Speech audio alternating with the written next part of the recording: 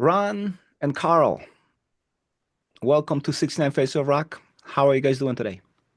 All right, man. Really good, man. Excellent. Legions of Doom. So obviously something bad happened before this became reality, and the bad thing is passing of Eric Wagner, which kind of put the stop to the skull. Um, but you prevailed. So how did you go about putting things back together? It's a long story here. I know it is. Okay. With the skull, we wrote, Lotar and I wrote a bunch of songs for the new record, and Eric had some, and we had a bunch of songs we were going to do to the third skull record, and we had more than enough songs, but then Eric decided, hey, I'm going to do a solo record. So he took like two or three songs off the plate, and then and I said, we got to keep one, which was all good things. I said, we're going to keep that one. And so then he decided to go work on his solo record, and our record got on pause. So we finished his solo record, finished mixing it, and got everything done right before he went on tour. And on that tour is when he got sick and died. So, and I didn't really, after that, I really didn't feel like playing anymore, And it's like, I know we had a great almost record sitting on the shelf, but I'm like, after what we went through, I just couldn't do it. And his manager, Metal Mike, Merciful Mike, um, was talking with Reggie's about putting on a memorial show for Wagner, where they're going to put the banner on the rafters. And he said, "Can you help me pick out some bands?" And I'm like, yeah, yeah, yeah. At least I could do that, And I started thinking about it. I'm like, maybe I should see if the guys want to play again as the Skull and get some singers, friends of ours who can jump in and sing for us. And first person I thought of was Carl. So it's like that night I decided I'm going to do this.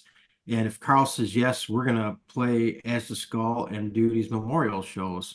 And he said yes, and he was right into it. And then it it started the ball rolling. We were just doing the memorial shows. I still had no plans on doing a record. Mhm. We did first memorial show at Reggie's with Carl and Bruce Lamont from Everybody. Bruce Lamont plays with everybody. That guy. But we're going to do a second show and a second memorial show at the Brower House in the suburbs. And Bruce couldn't do it. So Scott Rieger's got a hold of me. He says, I want to be part of this. So we were going to do the memorial show. And I never really thought past that, and we were working on the songs, and a band dropped off the bill. And as we were rehearsing, we're messing around. We're playing some Vitus songs. We're playing some COC songs, some Trouble, just goofing around, having fun, because we're all friends, trying to lighten up the mood. Because the first memorial show was really hard on all of us, and the second one we knew it was going to be even harder because it's the whole family and everything. It was just going to be a rough thing. So, but that by how are we going to say it? Because Bruce Franklin decided to join it and play with the Skull as well. So we're just going to play all Skull stuff, then Trouble stuff. So all the cover songs got kind of thrown to the side. So we're like, well, let's put together a little band and we'll play a couple Vitus, some COC, and do like the Deep Purple song and have fun, So we just called it Legion of Doom. Mhm. Is it just it came to mind, it was funny, we're like, it just makes sense. We'll just do this the one time. We'll support ourselves to Skull. And basically it went really well. We had fun with it. The response was great. And European festivals were like, we want to bring you guys over here. We're like, okay. Then it became like, okay, it's kind of how the Skull got started, the same way. It just kind of, we just jammed. It became bigger than what we thought it was going to be because we were just jamming, having fun. And then it's like, okay, we're going to be a band and we're going to play some shows in Europe. And I'm like going, then we all start talking about the record. And it's like, let's finish the record. Yeah. do it proper, honor Eric, and we'll finish, these songs, and they just have to get the lyrics because I didn't have the lyrics, and Eric's son finally got a hold of me and said I cracked open his computer, I got the password, and I found a file with the lyrics. So I'm like, oh, okay, this is the only way I could do it because I didn't want to do it with new lyrics. We were just going to shelf it. But then we got Eric's lyrics, and it's like ball started rolling there, man. And with Scotty and Karl doing their own melodies to the words, it became bigger than life. And I've been rambling, but it's been a lot to get to Yeah. that point, Oh yeah. when and then we started pre-production for the record because we're like, if we're going to Europe, we need to do a record. Mhm. And it's like I still didn't know if it was going to be a Legion of Doom record or Skull record. I have no idea. I was kind of figuring it out as we went. I'm going to stop you here for now because I Oh, have some of these questions separately. Um, how would you describe Eric in his last few years of life? he was happier than he ever was before. He was a miserable prick for years, that I knew him. But he was more happy with life, with himself. He was like like really close with his family, his grandkids, and he was aging gracefully, and he was really digging it, and looking happy for the next chapter in his life. He was looking forward to retire, still do records and stuff, but maybe do a festival here and there. But he was a different person. He was fun to be around. I And have to agree. I mean, he last had a time I saw positive, very positive vibe about him. Mhm. Yeah, And last time I saw him was that Skull show we played at Brower House, and I've never yeah, seen him right. happier than that. Um, Yeah. not the same guy, literally. He was happy and joking, and it was not the same guy from Trouble, that's for sure. And that's what got me and him closer because we weren't them guys anymore. We evolved, and we evolved as partners together, and we've made some great music together. Absolutely. Carl, how did you get involved in this project? Well, Ron mentioned earlier that he gave me a call. Basically, it was about 9 months after Eric passed, and the kind of weird part about it all was I have a local band in North Carolina called Lie Heavy, and our first show, it's we're going to actually open up for the Skull and the Obsessed in Raleigh, back in August of what was it, 2020, 2021? What was it? Anyways, that year, that horrible year when COVID was hitting, and everybody was kind of feeling good and coming back, and we we showed up to play, and the Obsessed showed up, but the Skull never showed up, and we were just like, oh man, what's up? And reached out, tried to figure it out, and they just never made it out of Texas. And the Obsessed, us played that night, and later on, I heard from actually from Carol, Ron's wife, that I've known for a long time as well. She just mentioned an aside like, "Hey, I want you to know that that Eric caught COVID, in Texas, and he didn't make it, and he passed away, and it was heartbreaking." And I caught a breakthrough case myself, and was actually in the middle of quarantine for 11 days at my own house. And obviously I made it, and I'm very grateful. But I got this horrible news. It was heartbreaking, and then just there was radio silence after that for a long time. And then about 9 months later, I got a text from Ron saying, "Hey, I'm hanging out. Are you available for a call? There's some stuff I want to talk to you about." And I was like, "Of course, anytime, brother." And he called me, and he said, "Hey, I think I'm ready to do this." And he said, "Are you up for it?" And I was like, had tears in my eyes. I was like, I couldn't, of course. My brothers, man, Eric's, my brother that passed away. And then I was like, but I was like kind of slightly terrified. It was a little bit daunting to step in these canoe-sized shoes, to fill Eric's role. And I was like, I'm not an Eric, I can't do that, but I can certainly, do my best and honor his everything about him, bring my best to the song. So we ended up practicing and getting ready, and did the show. And there was that banner hanging over me. It was a little bit frightening, and all his fans in his hometown in Chicago, and his kids, his ex-wife, his current girlfriend, and I was like, I better not screw this up. And it all worked out. And it was a really good vibe, and we decided to carry it on, just like Ron said. And that's how I got my start. And this was a natural fit. I was like, hey, this makes sense. It feels good, and it's just the next chapter, and to honor and remember and move forward. As it got to be a little bit more than just a tribute show, what attracted you to the idea of being in a band like this? Well, I always was a huge admirer of Trouble. In fact, when I was in Corrosion of Conformity, and one time we were opening up for Maiden, and in '92 we parked our tour bus in front of Ron's mom's house for like 2 days, and jammed with those guys, the practice space, and raised hell, and had a great time and partied and had fun. And we'd crossed paths times before. In fact, Eric had invited me on stage in Raleigh to sing Helter Skelter with him when they were opening up for Danzig and Trouble. So I've known these guys through the years and just been good friends, and always admired them and respected the fact that what the influences they were drawing from. I fully understood it. We were simpatico, and obviously COC, the back of that album, Reed Mullins wearing a Trouble shirt. We were like massive admirers, and so it was always a natural fit. And when the first time I really got to know Ron, we were just like instant brothers. And this is like 30 years ago plus, Oh, I remember. And yeah, we just It's been was a like, while. hey, Yeah. man, brother from another mother, man. So, and we've never, God is with family. You don't talk all the time, but you're always family, Mhm.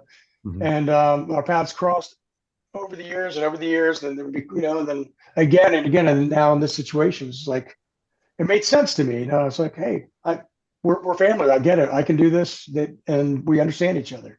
We've always wanted to try being in a band together. I went down there when we were doing the Blind thing with That's Reed right. Mullin and doing the COC Blind record. So I was actually rehearsing with them and jam with them for that, but the travel just got to be too much. Yeah, But I mean, we played before, and Scott Little was in that band too. yeah, So I knew him. I got to play with him, and we always said we're gonna do something eventually. We're gonna do some kind of a band because we're brothers, man. We need to yeah, be together, drinking and raising hell and making yeah. music. Exactly. It's pretty simple. Yeah, pretty simple. Ron, you're obviously the mastermind behind this project now. So how did you want this to work? How did I what? How did you want this to work? Like, how did you want this band to function? I didn't. Usually, I think way in advance, but this time I didn't. I just kind of took it baby steps, a little bit at a time. It was like just get together and have fun. I wanted to have fun, and I wanted to honor Eric, but I wanted to go move forward, and it was just going to be a show, and then the Europe thing. Then okay, let's actually do this record, and see what happens. And then we kept getting more shows, and I wasn't sure like two singers were going to work, but it was like there was no way I wasn't going to do it without both of these guys, Mhm. So it's like the songs worked out where, Karl had 4, Scotty had 3, and we had one with Eric, and I'm like, this is going to work, man. And we started doing more shows and getting these cool set lists with CLC songs, Vitus songs, and split it up. And Scott and Karl were both kind of at first like, yeah, sure, 2 vocalists. It's a lot to ask for guys who were the main singer in a band, and they trusted me on this whole thing. And everybody throughout this whole thing has trusted me, almost everybody, but people have trusted me throughout this whole process, and they support me, and it's like keep me heading in the right direction, and it just keeps building and building, and it's organically building and moving forward in the right direction by itself without me really doing a lot, not thinking about it, over analyzing it. It fucking works, man. It Oh, really yeah. does. It does. It does. Karl, how do you feel it's working? I feel the same way. It's just this makes sense. I mean, when I got to apply, when I heard the songs that I had the blueprint with Eric's vocals and the honor of singing those words and interpreting them and being given the freedom to interpret them melodically, I just kind of went for it, and whatever was natural, and it just fit. It fit, and live also, it's just been a really just a natural process. We've all been in the same kind of camp for decades and decades, so it just made sense. We're birds of a feather, you know. Yeah. We speak the same language, you know what I mean? So there we it was just like, hey, we know what to The do. whole thing with Europe, they pretty much said that the Skull died with Wagner, so we had to come up with a new band anyway. So Legions of Doom became a new band so we can play Europe. But Scott Riggers said, "I'd only do this if you keep the Skull alive. You still have to have the Skull play and be a band." I'm like, okay. So Karl, you're going to be a singer to Skull. He's like, all right. So Yeah. we are two bands in one, and now it's actually we're able to present each one in its own way, and we can combine them if we want. But it was like the Chicago show. We're actually able to play as Legion of Doom and then play as the Skull, and it really both shows felt completely different. It was really cool. Yeah. I'm glad we can do this. We're Those lucky. were amazing shows. I've seen that 2 day stand. That was absolutely fantastic. Congratulations on that. Thank you, Thank man. you. And a little bit more on that in a few seconds.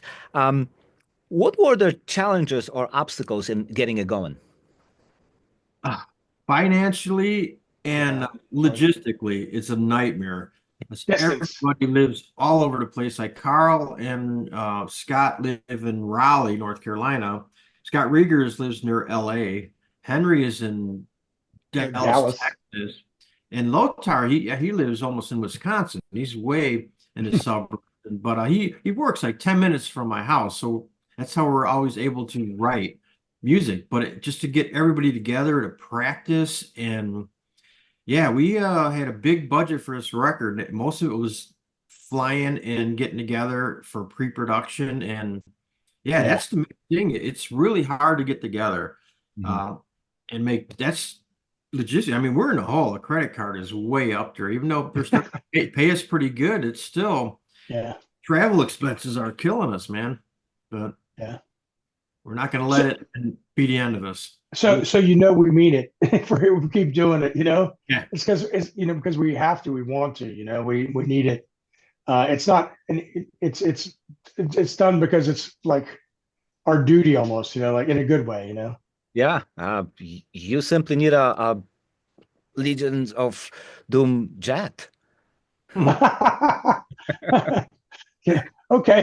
Uh, so tell me about the writing and recording of the album here. Lothar and I wrote the music. We like to sit where I'm at, this kitchen table where I'm at right now is where we get together and write the songs. We have each record our own parts, then we get together. We have like 3 or 4 different tunings that we use. So we pick parts in the same tuning and we put the songs together. And when they're to where we like it, we would send it to Eric. And then he would throw his 2 cents in and see what kind of vocals work with it.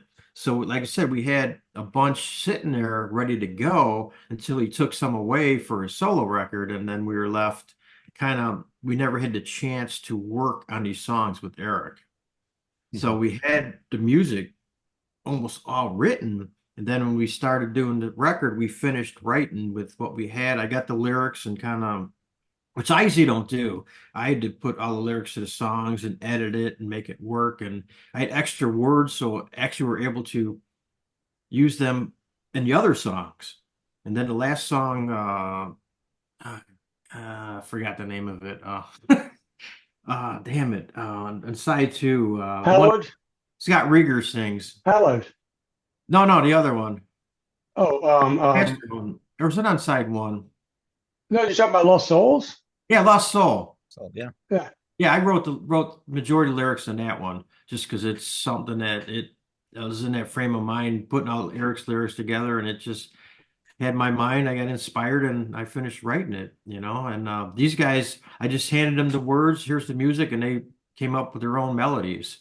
So it's all new and different than anything we've ever kind of done before. It's like me and Lothar are kind of doing the same, but Legion of Doom is going to be different. I think we're going to write it as a band and kind of try to get together in a room and hash out stuff and jam out stuff and see how that goes, which is way different than we do with the Skull. Yeah. So it's all new. It's even though this is a whole new thing, a whole new ball game with this Legions of Doom. But this record, I basically when you reviewed it, you got it where you call it the Skull, where that was the title of it. To me, it was like Legions of Doom is the band, but the album is called the Skull, and we had that little curly cue at the end, which is technically a 3, you know. Yeah. But the record label said no, we got to call it the Skull 3. I'm like, whatever. But on the CDs, it just says the Skull, See? which is cool. So I kind of won with that. But to me, it's just called the Skull because it's like you know, just In makes a way, you answering my next question because it's like the Legion of Doom, the skull, but then when you go upside down, you got the skull Legion of Doom. And exactly.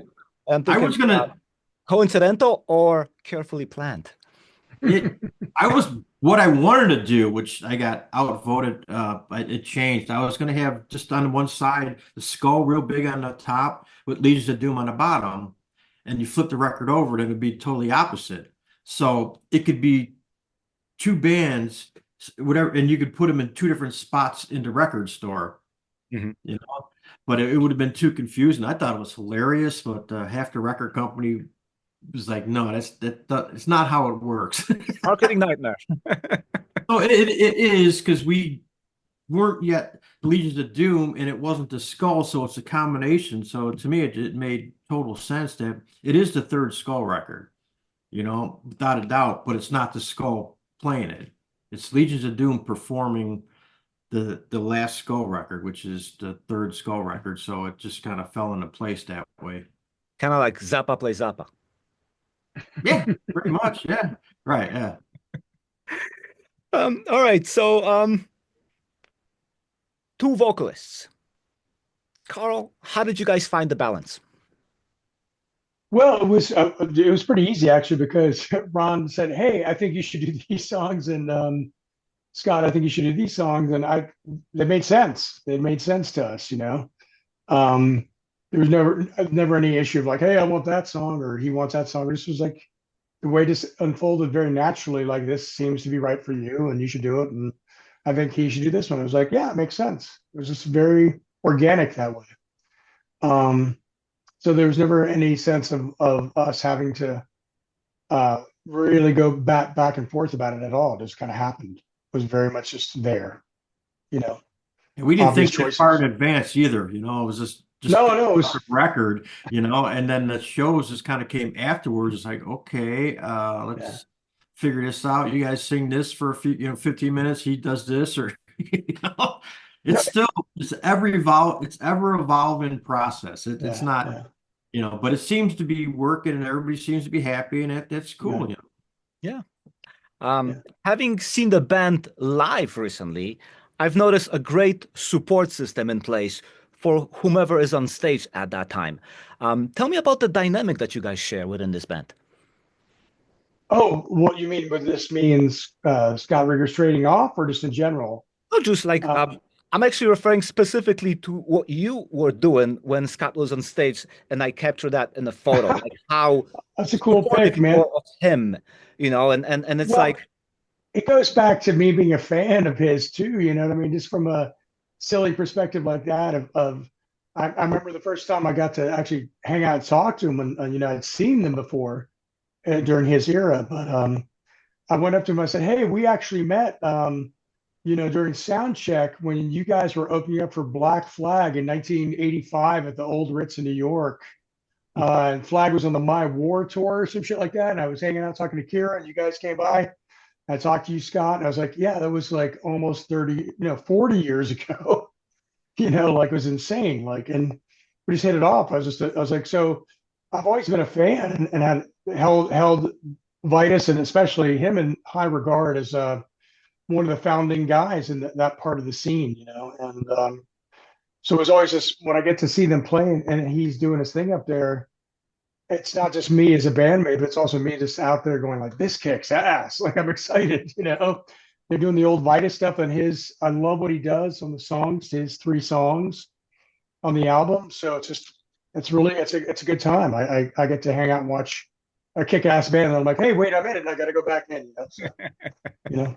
Thing is, Scotty would prefer to be in a barricade and watching us perform with Carl, but he wouldn't be Yeah. able to get back in time because that's like the time he watched anytime he watched the Skull, he'd always be in the front row at the barricade. You know, Yeah. he was a big Skull fan, so he wanted to do that. I'm like, Scotty, no, you're not going to be able to make it on stage. This is, just enjoy it from the side. But yeah, it's like I said, it's different, it's weird, and some people don't get it, but it seems to be working, man. It I is. couldn't picture it without having both these guys. Yeah, that's what I meant by very strong support system. I mean, you Yeah. can Oh yeah, feel we're that good all energy coming Yeah. out, and then at least I was able to observe it in the oddest way possible. And it's funny too. We had this thought a little while back. We were talking, and um, there's in all good things. There's the line hope and despair, and I Mhm. was laughing. I was like, I think I'm hope, and I think Rieger's is despair. There you You know, go.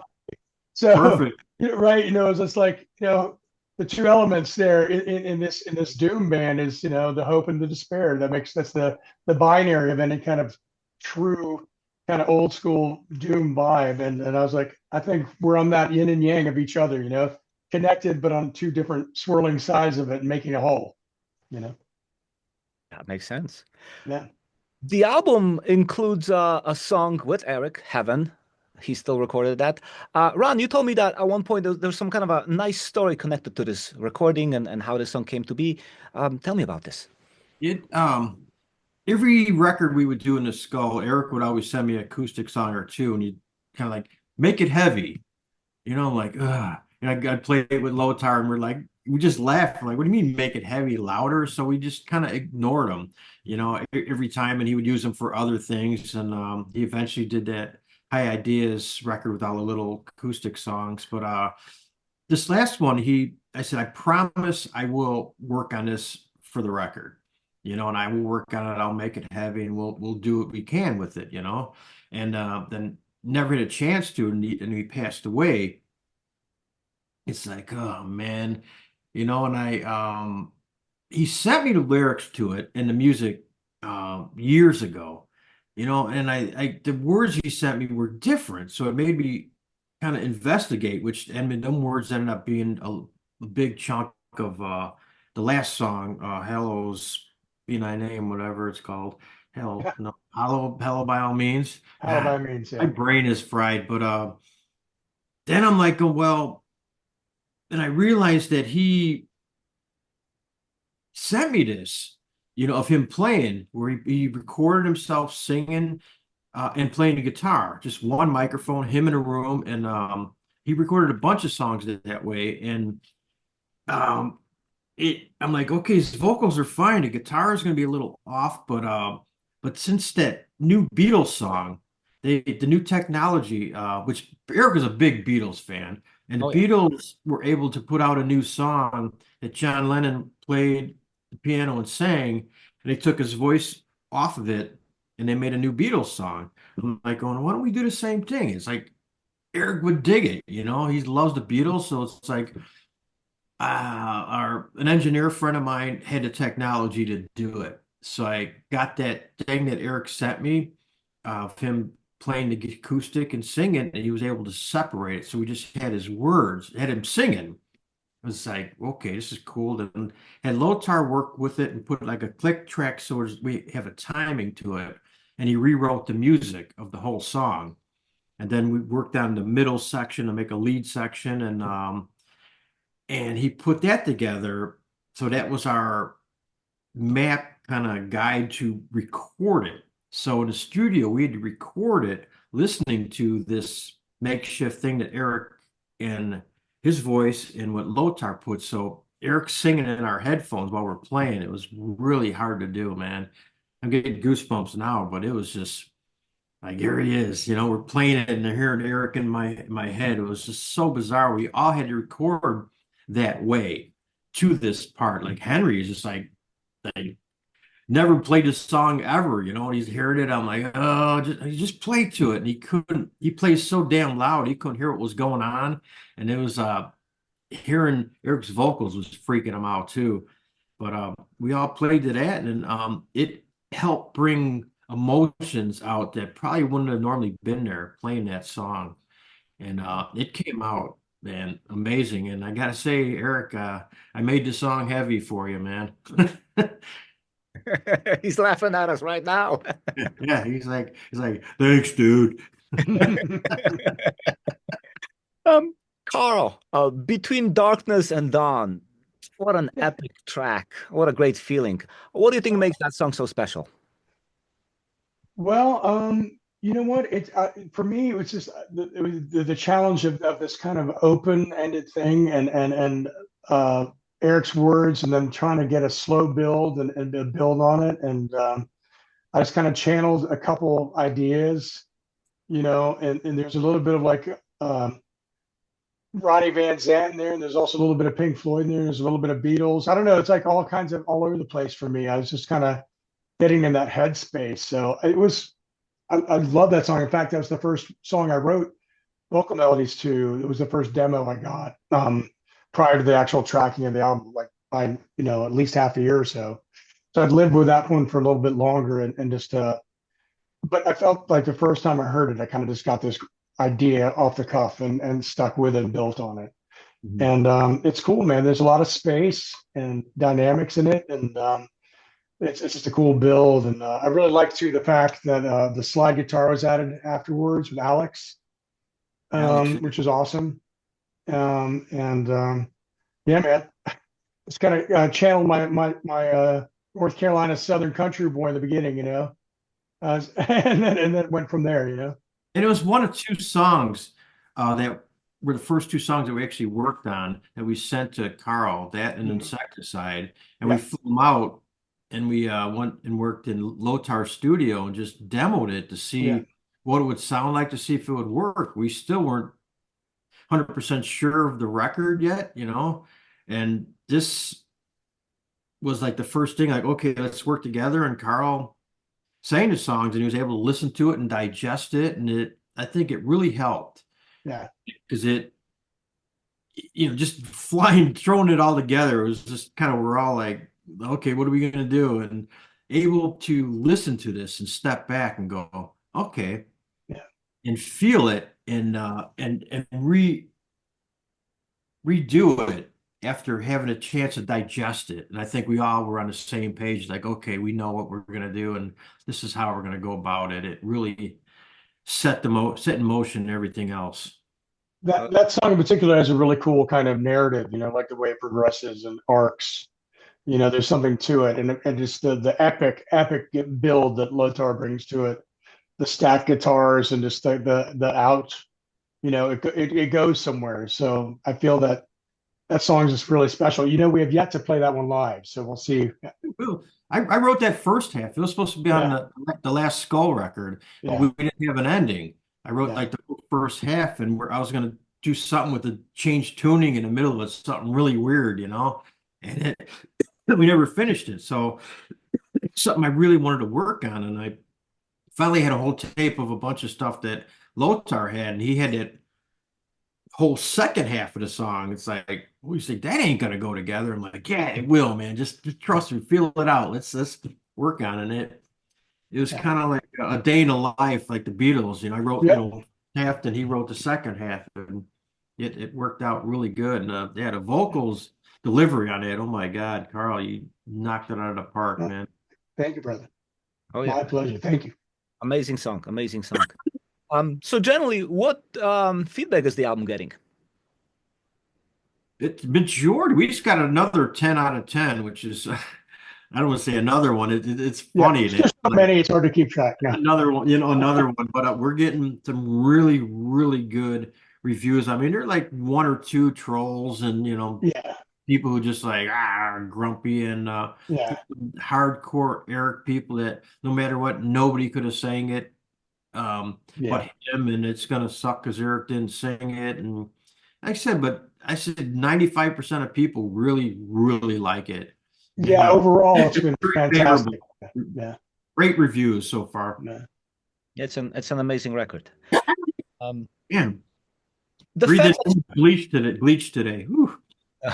Cleaning a shower stall and all this bleach. I was like, oh man, whew, I'm feeling it now. the gas Oh, mask. Ah, Um, yeah, one of these days I'll wear one. they're expensive, man. Um, the fact that you have members from St. Vitus, Corrosion of Conformity, and Trouble gives you a lot of possibilities in a live setting. How would you describe your live shows? It's a little bit of all of the songs we have in our back pockets, man. COC blind stuff, St. Vitus stuff, Trouble stuff, and we'll throw some Skull stuff in there. I really want to add Leadfoot to it. And Henry's playing in Pentagram now, so it's like we got the big four now, if you think about it. That's right. Bizarre, man. But we want to keep changing it. We want to have fun. And like I said, I've always wanted to play these blind songs with Karl. Now we got the opportunity, and COC never plays the blind stuff. They just play Vote with a Bullet. So it's a chance for people to really hear. There's a lot of fans of that record. Some people love that record, one of the best metal records of all time, and they want to hear it and hear Karl sing it. And I think musically we play it pretty damn good. Yeah. Hear them. And the same, there's no more Vitus, and it's the only way you're going to hear Scott Riggers sing Vitus songs, and like Trouble's still playing, so it's like I'll only play Trouble stuff that I played on. We don't, all the old stuff we don't play anymore. And the Skull stuff, which me and Lothar, it's going to be a continuation of that. It's a celebration, because all of us, we all lost band members. I mean, Scotty lost Mark Adams and Armando Acosta, and Karl and Scott, they lost Reed Mullen, and so playing these songs is a tribute to our fallen brothers as well. That's what the whole band really is about. It's in memory of our lost brothers. And that's what we do live is, we show up and represent it old school. We're old, like, heavy metal guys, we're unashamedly into that, and all our other roots, and take it old school with that reaching back through the decades, to where this all started in the way back in the day. And we kind of try to bring that vibe, and pay tribute to it from the early days onwards, Yeah. Having seen you playing live and being on the other side of the stage, there's a feeling of like spiritual happiness, spiritual balance. Is that something you feel when you perform? I'll just jump in and say I feel transcendent. I never feel more transcendent and musically when I'm just up there doing that, and especially in those moments. I feel more connected to the universe. Music is energy, time, and space all in one, right? It's just you're there, and when we play music, it brings us all together. I think, in a sense, like in a way something else can't. We get wrapped into something that becomes eternal and transcendent, I think, and in its best moment. There's bad nights, but when you're in it and everybody else is in it, there's nothing better. So for me, it's that. I just feel elevated by the whole thing, and I'm there with my fellow priests or whatever, or worshipers or whatever it is, and I feel like we're, rising above something. So you find it like we let our soul out of the box for a little bit to get its yayas out, is what it is. Because I have our normal lives and stuff like that, but like your soul, we're like your heart and soul, we creating this music. It's a part of you, and it usually gets pushed in the background because life and family is number one. Yeah. It's a chance you're up on stage where it's just like your soul comes out and the emotions come out, and it's the best high in the world, man. It's better than anything. That's what keeps bands and musicians playing for forever. It's something that you just don't want to give up, because it's a euphoric feeling. And I love jamming with these guys, man. It's awesome. Like I said, it makes it even better when you're in a band with people you like and enjoy playing music with. And respect, much respect. Yeah. It very much feels like that. Do you have any long-term plans with this album? World domination. Exactly. I'm taking it day by day. I have no idea. It's like my both booking agents like, come on, what do you want to do? I'm like, I don't know. I know we're playing some festivals coming up. in next year. We're doing the same thing we just did in Chicago at the Maryland Doom Fest. We're doing the Skull and Legions of Doom 2 nights, which is going to be cool. We're playing Milwaukee Metal Fest as Legions of Doom. That's why I got my Milwaukee Metal Fest shirt on from our boy Josta gave me this, so I gotta wear it.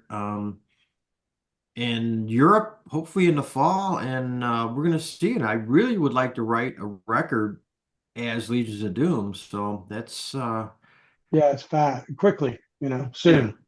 Yeah, which actually brought me to my next question. Have you discussed your next move? We haven't. I mean, me, Lothar and we got a ton of riffs and stuff, but I know that, Henry and Scott really would like to probably get in a room and put it all together that way. Because this one, it was ready made deal that they were performing. I think they want to have a bigger part of this next record, and I think they should. I think, we all should do this together, So it's not a skull record. This is a Legion of Doom, and this is who we are, and we all got to write it together. Yeah. So hopefully we can get that going as soon as possible. I mean, Henry's going to be touring all over the world with Pentagram this next year, so it's going to be kind of hard. Yeah. He's a busy, busy boy, that dude. Yeah, busy boy. Yeah, new people to ruin their hearing. How do you think Eric would react upon seeing all of this in motion? He would get a kick out of it. He would go, I can't believe you pulled this off. I'm sure he would say that because I can't believe it either. It's like when the records arrived on my dining room table, I opened it up and saw the record held up my hands. I cried. I was just like, wow, that going from one point to this point, and there it is. It was just unbelievable feeling. And yeah, I think he would appreciate what we did with the record. He's like, well, I could have done it better, but Yeah, no doubt. But I think we did a pretty damn good job, and I think he should be happy. Oh, you made him proud. That's for sure. Yeah. Finally, all of you are seasoned players, yet this is kind of like a new beginning. How helpful was the experience from your previous band's projects in Legions of Doom?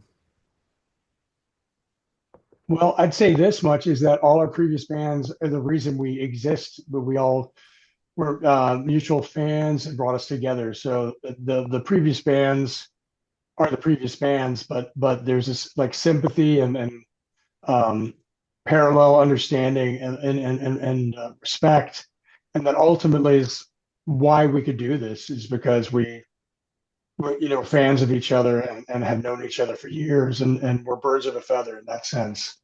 I think that's kind of the thing that starts it, that makes it happen. Yeah. Yeah, what he said. Yeah. How about it feels very natural. Cavelli said. Yeah. Yay. How about in the organizational shape? As far as getting things going, being prepared, like having a management or all those little things behind the scenes that make you happy. I'm the manager. I'm the park booking agent. I'm the accountant. Throw it all in there. It's like merchandiser. We can't afford it, so it's like kind of like I said, I'm the captain. They call me Captain Ron for a reason. Yeah. Somebody's got to lead the ship, and I have no problem doing it. And but I couldn't do it without all of these guys. It's just we help out where we can. Where it makes sense. And I think it's going to be fun going in the future with this. Absolutely. Thank you so much for speaking with me, and good luck with the new album and good luck with the band. I can't wait to hear the next record. Thank you, Mark. Appreciate it, man. It's always a pleasure talking to you, seeing you in Chicago and hanging out. Huge respect for you and what you do and all the love and support that you bring to this. And you're the reason this is fun, man, and worth doing. So thank you so much for your time, man. Oh, you're welcome. I'm honored. Thank you so much. Thank you, Carl. Good to see you, man. Mark.